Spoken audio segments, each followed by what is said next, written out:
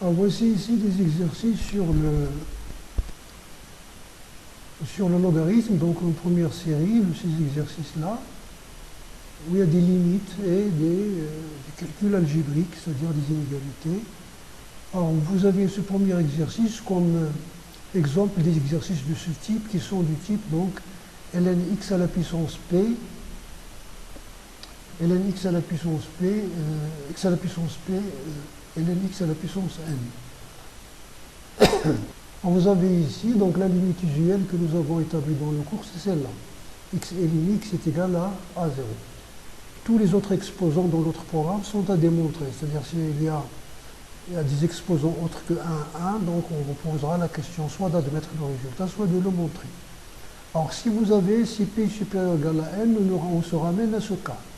C'est-à-dire vous prenez de p l'équivalent de n, vous avez ça, x ln x à la puissance n, et il vous reste ici xp moins n, parce que c'est un nombre positif, donc c'est 0 fois 0. Maintenant, si p est inférieur strictement à n, alors là vous allez voir, vous ne pouvez pas faire la même chose.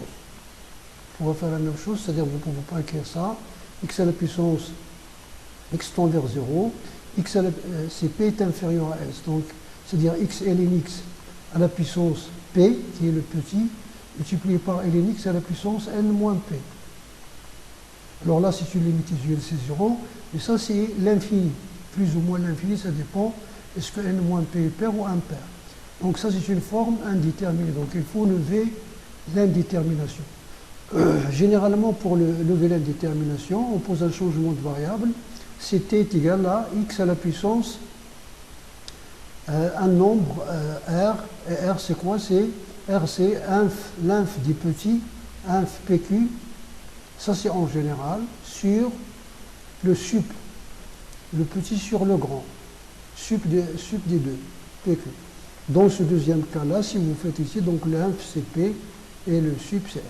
Donc r égale à p sur n. Vous posez ce changement de variable, c'est-à-dire qu'il est égal à racine, ici c'est la racine énième de x à la puissance p.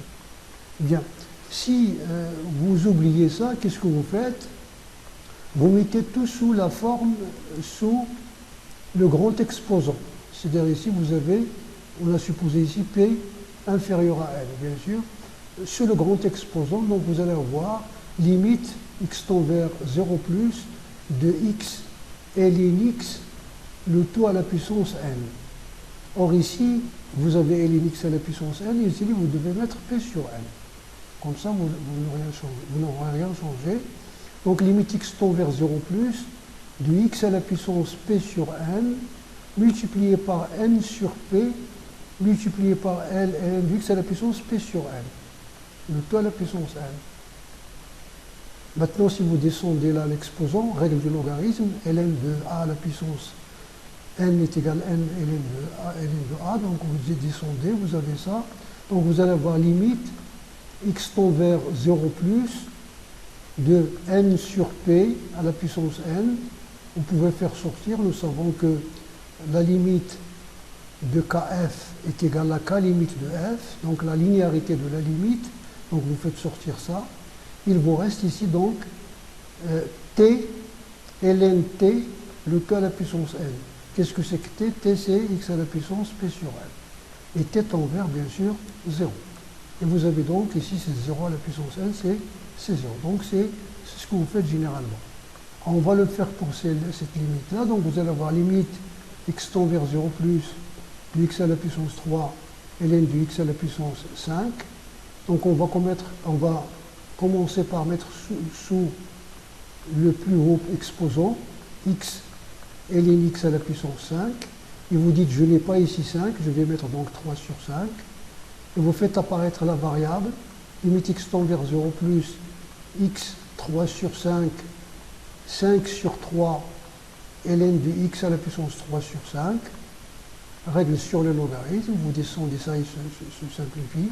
Donc est égal, alors vous pouvez faire sortir ici 5 sur 3 à la puissance 5, limite t tend vers 0 plus de t ln t à la puissance 5. Qu'est-ce que c'est que t? T c'est x à la puissance 3 cinquième, ou bien x est égal à racine cinquième de x au cube, si vous voulez. Donc ça égale à 0. Très bien. Vous avez pour la deuxième limite, donc là ce sont des limites qu'on calcule. Là. Donc la première des choses, vous commencez par enlever la valeur absolue, parce que lorsqu'x tend vers plus l'infini, x plus 1 sur x moins 1 est positif. Et vous avez donc ça. Et puis ici, lorsque la limite lorsqu'x tend vers ici, la limite lorsqu'x tend vers plus l'infini de x plus 1 sur x moins 1 est égale à 1. Donc vous avez la limite ln de 1, c'est 0, 0 fois, donc c'est une forme indéterminée, et ce ln de 1 là va nous pousser à réfléchir à la limite usuelle ln de 1 plus t sur t, c'est-à-dire que vous avez ici ln de 1, donc vous allez avoir ici donc en décomposant, c'est-à-dire en retranchant 1 et en ajoutant 2, vous avez ça. Donc vous avez ln de 1 plus, si vous posez ça c'est t, notre variable, t c'est 2 sur x moins 1, donc x est égal à t plus 2 sur t. Lorsqu'x tend vers plus l'infini, t tend vers 0. Donc vous avez la limite lorsque t tend vers 0 de x c'est t plus 2 sur t, ln 1 plus t, donc vous avez ça. Ça c'est une limite usuelle, c'est 1, donc 1 fois, et ça c'est un polynôme, c'est 2, donc la limite égale à 2.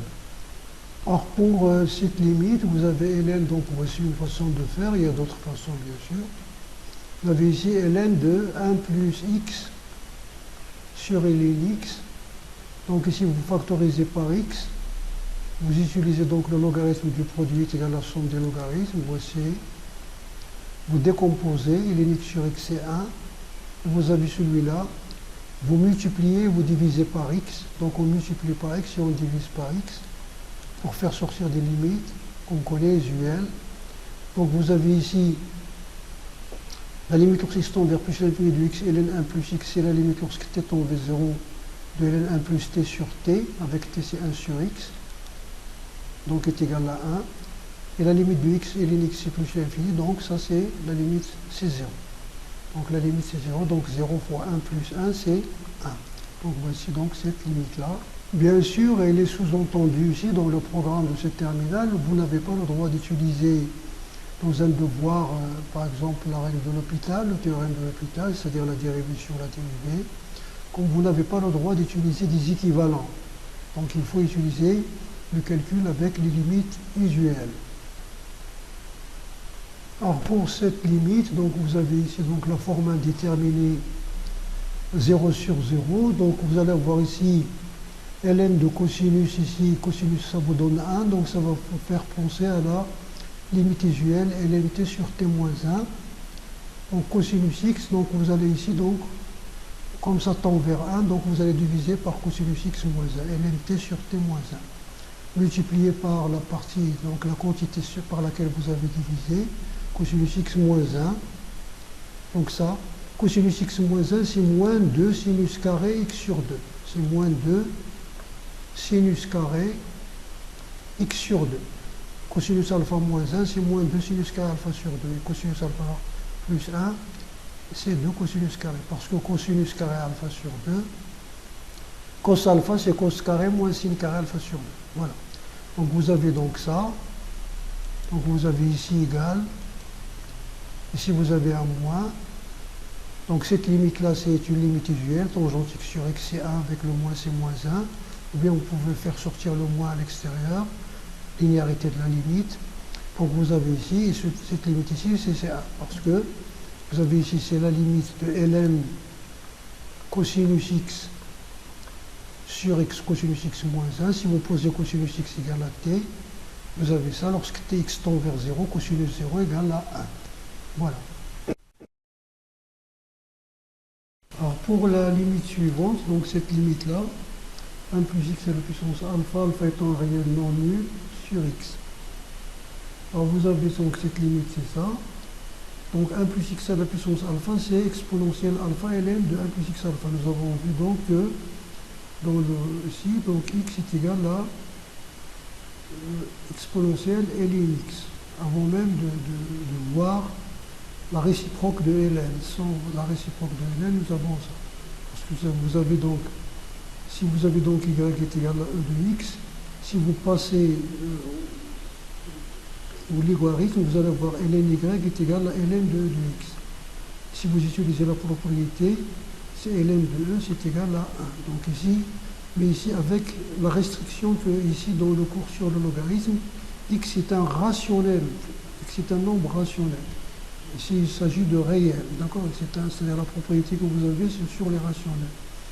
Bon, toujours est-il que voilà, c'est donc cet exercice, on le force pour qu'il soit un exercice du logarithme, sans faire intervenir l'exponentiel, bien sûr. Donc vous avez ça, 1 sur x fois ln de donc alpha, donc vous multipliez par cette quantité, vous divisez par la même quantité. Donc vous avez ça, c'est une limite usuelle. ln de 1 plus x tend vers 0, ln de 1 plus x sur x égale à 1. Donc ça c'est alpha. Donc vous avez donc alpha, et ça cette limite c'est 1. Donc alpha 1 fois 1 fois 1 égale à alpha. Pourquoi cette limite c'est égal à 1? Donc vous avez d'abord alpha ln de 1 plus x tend vers alpha ln de 1 et tend vers 0. Et vous avez ça, c'est la limite de 1 à la puissance t moins 1 sur t égale à 1. Ça en faisant ce changement de variable, ça. Sans faire donc l'exponentiel, nous avons cette limite usuelle. La limite lorsque x tend vers 1 de ln x sur x moins 1 est égale à 1. Si on pose t égale à ln x, donc vous allez voir ici, t égale à x, ça veut dire que x égale à e t. Donc vous allez avoir ici et moins 1, t sur et égale à 1, ça veut dire que la limite de l'inverse aussi est égale à 1. Très bien. Alors vous avez la limite, si alpha appartient à n étoile, la limite bien sûr est évidente. Vous avez donc, c'est la limite lorsque x tend vers 0. Vous allez avoir donc ici, c'est l'identité remarquable. 1 plus x moins 1, donc c'est x, sigma, allant de 0 jusqu'à alpha moins 1, de 1 plus x à la puissance alpha. Bien sûr, ici, alpha est un entier naturel. Hein. Donc ça est un entier naturel sur x. Donc, pour vous simplifier, ça vous donne donc cette limite. Donc, c'est égal à sigma, k allant de 0 jusqu'à alpha moins 1 de 1. X tend vers 0, donc vous avez 1. Donc, vous avez 1 combien de fois? Vous avez alpha moins 1, moins 0 plus 1. Final, moins initial plus 1. Donc vous avez alpha. Donc la limite est aussi égale à alpha, évidemment, directement, en utilisant l'identité remarquable. Alors voici pour cette dernière limite. ln tangente x sur ln 4x moins ln pi. Donc vous avez ça. Donc c'est ln tangente x sur tangente x moins 1, parce que lorsqu'x tend vers pi sur 4, tangente x tend vers 1, donc ln de 1, on va faire à partir ln de 1, donc la limite usuelle, c'est ln t sur t moins 1, donc nous avons divisé et multiplié par ça. Donc ici, on peut faire la limite, donc au lieu de faire tangente x moins 1 quoi est égal, c'est-à-dire faire la formule de transformation tangente x moins tangente pi sur 4,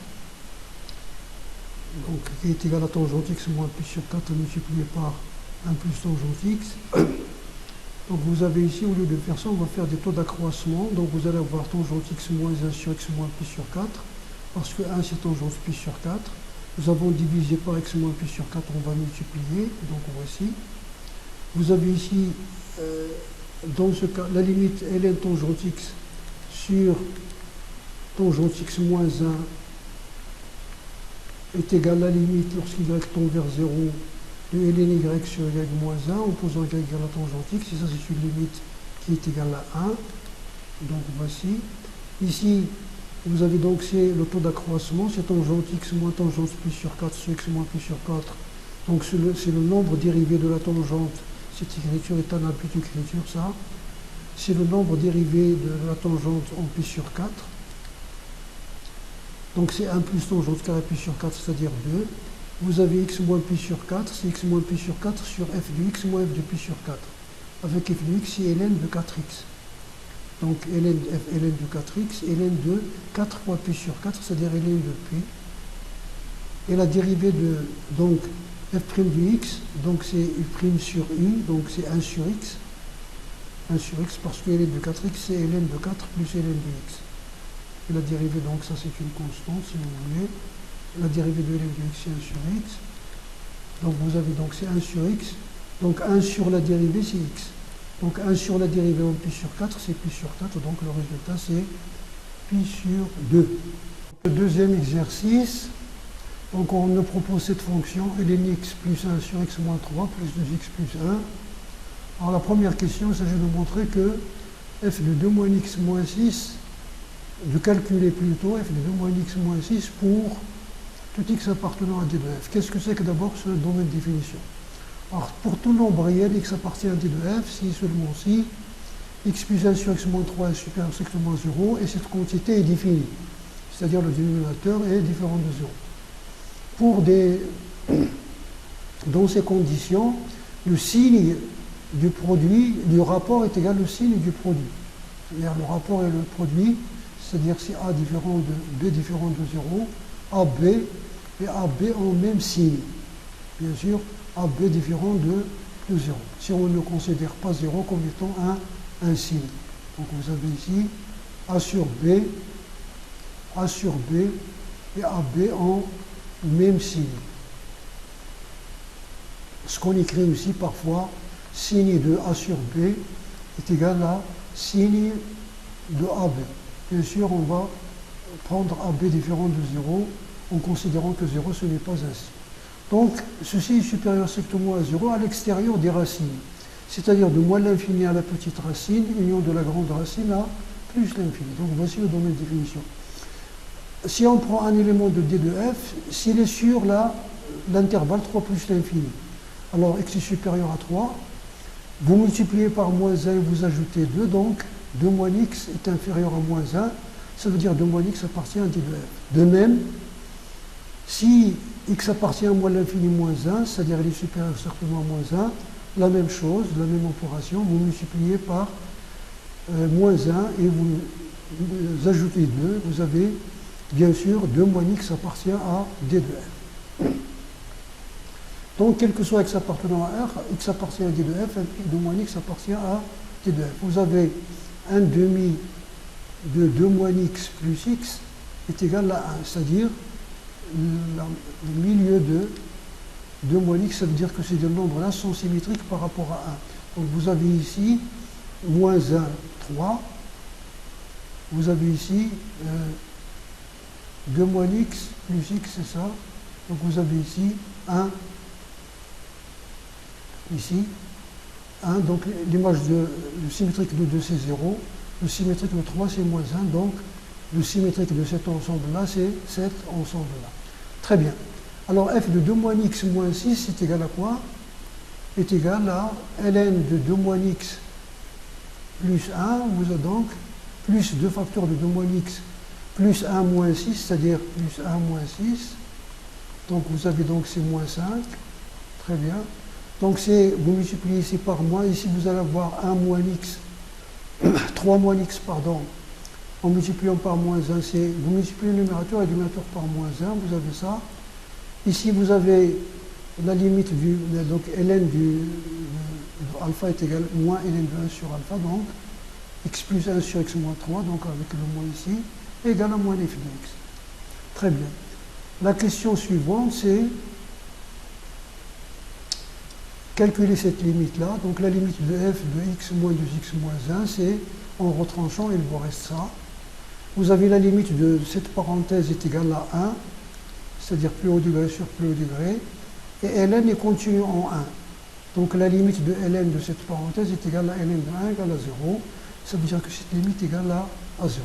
Interprétation géométrique, le premier résultat, vous avez, quel que soit x appartenant à d de f, si vous voulez ajouter ça, quel que soit x appartenant à d de f, on a f de moins x d'abord appartient à d de f, qui est la définition, et f de 2 moins x est égal à 6 moins f de x.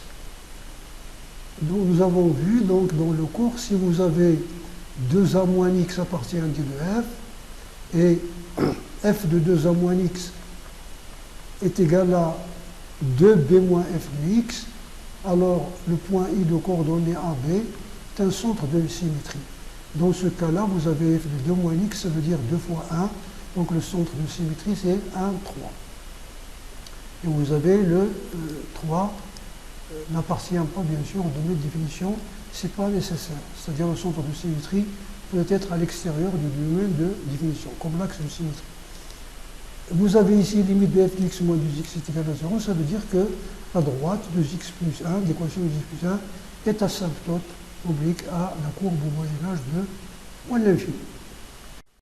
Alors pour ce deuxième exercice, donc on a des réels a et b strictement positifs tels que a inférieur à b. On veut montrer cette double inégalité. Alors soit b appartenant à r carré tel que 0 inférieur à a inférieur strictement à b. On considère donc la fonction logarithme f de t égale à ln t. F est continu sur AB, il est continu sur AB, donc il est continu sur R étoile plus, est dérivable sur AB, d'après le théorème des accroissements finis. Donc le théorème des accroissements finis, il existe C appartenant à AB, tel que f de B moins f de A est égal à B moins A f' de C. Ça veut dire donc ln de B moins ln de A est égal à 1 sur f' de C, c'est 1 sur C. Voilà. Comme on a C appartient à B, donc 1 sur C compris entre 1 sur B, 1 sur A, et B moins A est un nombre positif, donc on multiplie, donc vous avez B moins A sur C. B moins A sur C, c'est ln de B moins ln de A, d'où le résultat qui est demandé. Alors pour cette deuxième question, donc cette équation, alors nous avons donc sigma de 2x à la puissance x, 2 à la puissance x plus k, moins sigma 1 tiers à la puissance x plus k. Donc on fait passer de l'autre côté. Ici c'est 2 à la puissance x fois 2 à la puissance k. Ici c'est 1 sur 3 à la puissance x fois 1 sur 3 à la puissance k. Voilà, donc vous avez ça. Vous faites sortir du sigma parce qu'il ne dépend pas du compteur. Ici c'est la suite géométrique, donc somme c'est le premier terme, c'est 2 à la puissance 0. Raison à la puissance nombre de termes, c'est n moins 0 plus 1, moins 1 sur raison moins 1. 2 à la puissance 0 c'est 1, 2 moins 1 c'est 1, donc il vous reste 2 à la puissance n plus 1 moins 1. Donc ça c'est la somme des termes du suite géométrique. La même chose ici, vous avez le premier terme, c'est 1 tiers à la puissance 0. 1 tiers à la puissance 0, multiplié par 1 moins raison à la puissance nombre de termes, n plus 1 sur 1 moins raison. Donc ça c'est 1, ça c'est 2 tiers. 2 tiers devient 3 demi. Donc voici donc pour l'autre ici. Donc vous avez ici, vous multipliez 2 à la puissance x fois 3 à la puissance x, ici c'est à la puissance x. Et vous avez ça, multiplié par 3 demi, multiplié par, voilà. Donc si c'est à la puissance x, ici vous multipliez par 2, donc 2 à la puissance n plus 2 moins 2. Ici vous multipliez par 3, 3 moins 1 sur 3 à la puissance n. Donc ça vous donne, si vous passez au logarithme, à n'importe quel logarithme, ln, logarithme de base 10, etc. Donc vous avez, en passant en ln, donc x ln de 6, et vous divisez par ln de 6, et est égal à ln de ça.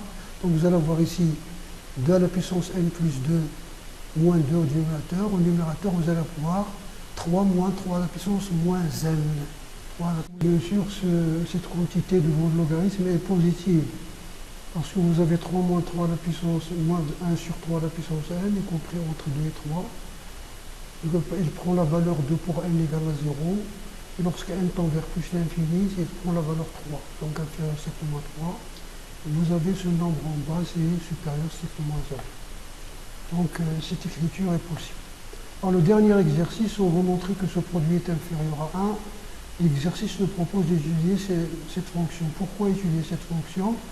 Bon, ils ne disent pas pourquoi, mais vous avez ici log de 2 a sur b plus 1 multiplié par log d'indice, log de base 2 de b sur a plus 1 est inférieur à 1. Ça implique donc ça est inférieur à 1 sur log de base 2 de b sur a plus 1.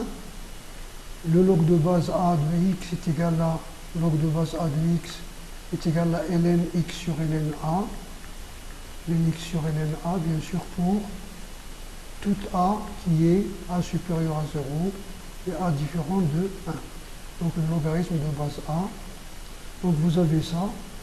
Donc ici, ici vous avez c'est A fois 1 sur B, qui est égal à A sur B, plus 1 sur ln de 2, c'est B fois 1 sur B plus 1. B sur 1, c'est 2. La même chose ici, c'est ln de A fois 1 sur A plus 1 sur ln de B sur A. C'est comme si vous avez f de B est inférieur à f de 1 sur B, voici 1 sur B ici. Voilà. Est inférieur à f de 1 sur a, avec une fonction, quelle est cette fonction? C'est ln de a x sur ln de bx plus 1. Si vous remplacez x par a sur b, vous obtenez ça, 1 sur b. Si vous obtenez 1 sur a, vous obtenez le deuxième. C'est pour cela qu'on vous propose cette fonction-là. Donc l'exercice consiste donc à montrer que cette fonction est croissante, parce que vous avez 0 inférieur strictement à b, vous avez f de 1 sur b est inférieur à 1 sur a. Donc on va montrer que la fonction est croissante.